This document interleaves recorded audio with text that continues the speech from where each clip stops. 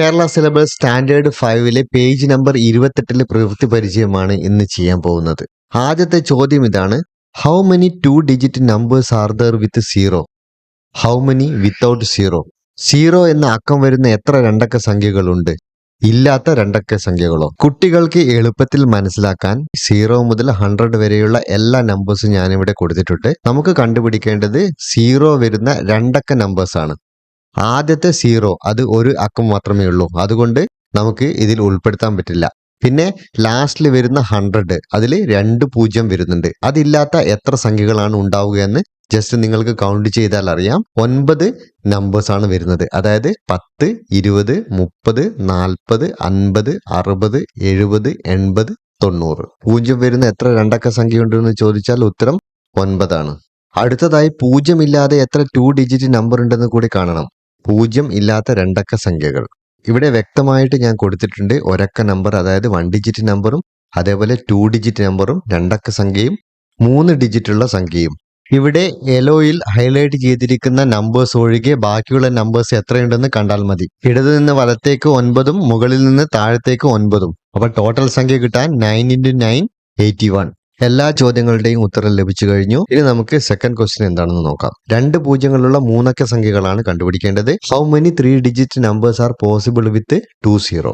3 അക്കങ്ങളുള്ള അതായത് 3 ഡിജിറ്റുകളുള്ള 2 പൂജ്യങ്ങളുള്ള numbers start ചെയ്യുന്നത് 100ൽ നിന്നാണ്. അതായത് 100, 200, 300, 400, 500, 600, 700, 800, 900. 1000 വരുമ്പോഴേക്കും 3 പൂജ്യം അവിടെ വന്നു കഴിഞ്ഞു. നമുക്ക് ലഭിക്കുന്ന ആദ്യത്തെ ആൻസർ 9 ആണ്. അടുത്ത ചോദ്യത്തിന്റെ ഉത്തരം കണ്ടെത്താൻ ശ്രമിക്കാം. ഒരു പൂജ്യം മാത്രമുള്ള 3 അക്ക സംഖ്യ.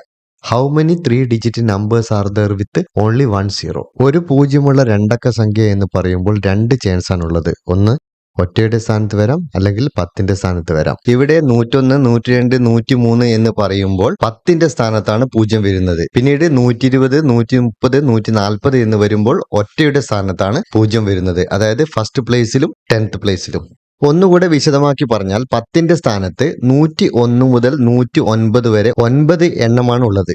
പിന്നെ താഴോട്ട് നോക്കിയാൽ 101, 201 എന്ന് തുടങ്ങി 901 വരെ 9 എണ്ണമാണുള്ളത്. ഇതിൽ ടോട്ടൽ എത്ര എണ്ണം ഉണ്ടാവുമെന്ന് അറിയാൻ വേണ്ടി 9 × 9 81 എണ്ണം ഉണ്ടാകും. അതേപോലെ ഒറ്റയുടെ സ്ഥാനത്ത് പൂജ്യം വരുന്നത് 110 മുതൽ 190 വരെ 9 എണ്ണം ഉണ്ടാകും. പിന്നെ താഴോട്ട് നോക്കിയാൽ 110, 210 എന്ന് തുടങ്ങി 910 വരെ 9 എണ്ണം ഉണ്ടാകും. അപ്പൊ ടോട്ടൽ എണ്ണം കാണാൻ 9 × 9 81.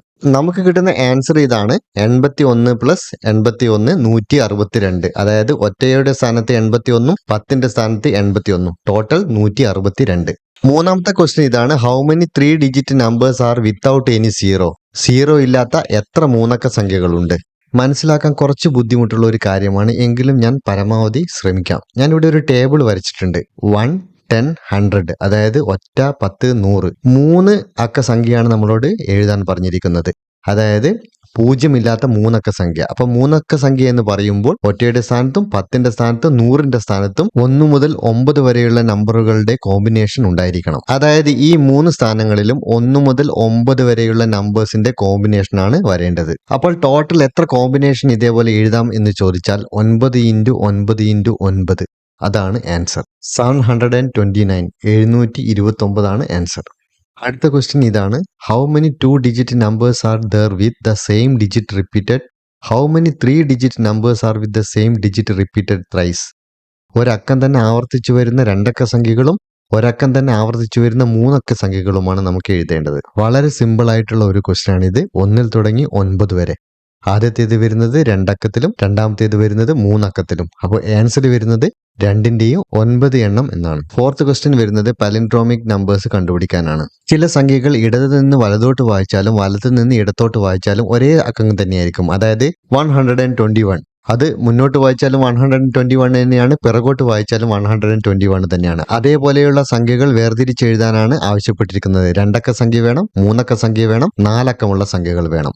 ഇടത്തോട്ടും വലത്തോട്ടും വായിക്കാൻ കഴിയുന്ന 2 അക്ക സംഖ്യകൾ 9 എണ്ണമാണ് ഉണ്ടാവുന്നത്. 11 മുതൽ 99 വരെ. ഇടത്തോട്ടും വലത്തോട്ടും വായിക്കാൻ കഴിയുന്ന 3 അക്ക നമ്പറുകൾ 90 എണ്ണമാണ് ഉണ്ടാവുക. സംഖ്യകൾ എങ്ങനെയൊക്കെയാണ് വരുന്നതെന്ന് മനസ്സിലാക്കാൻ വേണ്ടിയാണ് ഇത്ര വിവരിച്ച് എഴുതിയിരിക്കുന്നത്. അപ്പോൾ ടോട്ടൽ കാണാൻ എന്താണ് ചെയ്യേണ്ടത്? വലത്തോട്ടേക്ക് 10 നമ്പേഴ്സ് ആണുള്ളത്, താഴത്തേക്ക് 9 നമ്പേഴ്സും. അപ്പോൾ ടോട്ടൽ നമ്പേഴ്സ് കാണാൻ വേണ്ടി 10 ഇൻറ്റു 9 10 ഇൻറ്റു 9 90 എണ്ണമാണ് ഉണ്ടാവുന്നത്. 4 നമ്പറുകൾ ഉപയോഗിച്ച് രണ്ട് സൈഡിലേക്ക് വായിച്ചാലും, അതായത് ഇടത്തോട്ട് വായിച്ചാലും വലത്തോട്ട് വായിച്ചാലും ഒരേ ഉത്തരം തന്നെ ലഭിക്കുന്ന 90 എണ്ണം സംഖ്യകൾ എഴുതാൻ കഴിയും. 3 അക്ക സംഖ്യകൾ എഴുതിയതുപോലെ തന്നെ 4 അക്ക സംഖ്യകളും വലത്തോട്ടേക്ക് 10 എണ്ണവും താഴത്തേക്ക് 9 എണ്ണവും. ടോട്ടൽ കാണാൻ 10 ഇൻറ്റു 9 90. ഇതാണ് ആൻസർ.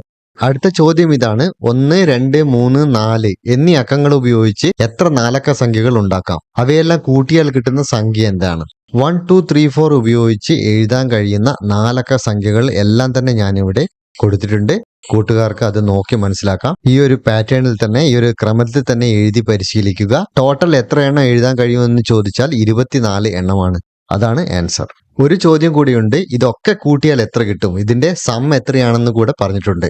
ഓരോ വരികളിലുമുള്ള സംഖ്യകൾ കൂട്ടി അവിടെ എഴുതിയിട്ടുണ്ട്. അതിന്റെ സമ്മ് വരുന്നത് 66,660 ആണ്. അതായത് 66,660. എല്ലാ പ്രോബ്ലംസിന്റെയും ഉത്തരം നമ്മൾ ഇവിടെ കണ്ടിട്ടുണ്ട്. കുട്ടികൾക്ക് മനസ്സിലാകാത്തത് രക്ഷിതാക്കളോടോ അല്ലെങ്കിൽ ടീച്ചേഴ്സിനോടോ ചോദിച്ച് കൂടുതലായിട്ട് മനസ്സിലാക്കുക.